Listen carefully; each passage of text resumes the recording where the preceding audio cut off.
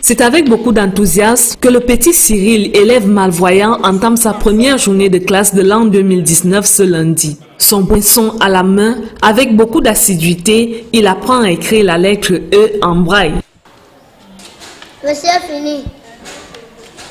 Nous sommes à l'unité d'apprentissage de braille de l'école publique de Bali à Douala, l'une des écoles inclusives de la capitale économique. Depuis ce matin, nous avons fait l'éducation morale.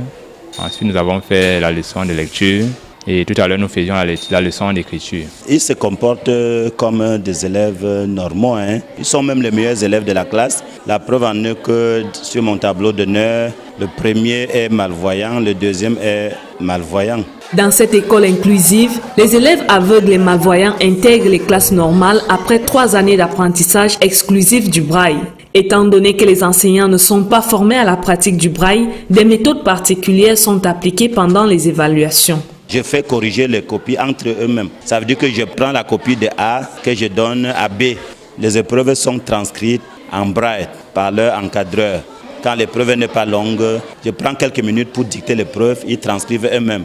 Nous exhortons les parents à les prendre comme les enfants ordinaires en leur confiant les tâches, notamment laver les assiettes et sur le sol, balayer le sol.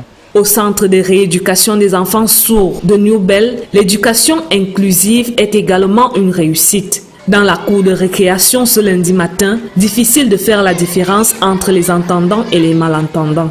Jusqu'ici, nous n'avons pas encore pu les mélanger dans les salles de classe parce que le suivi des enfants sourds est un peu difficile. Actuellement, nous les mettons chaque catégorie dans sa classe. Mais en récréation, ils se retrouvent. C'est pour que les enfants sourds ne se retrouvent pas très dépaysés.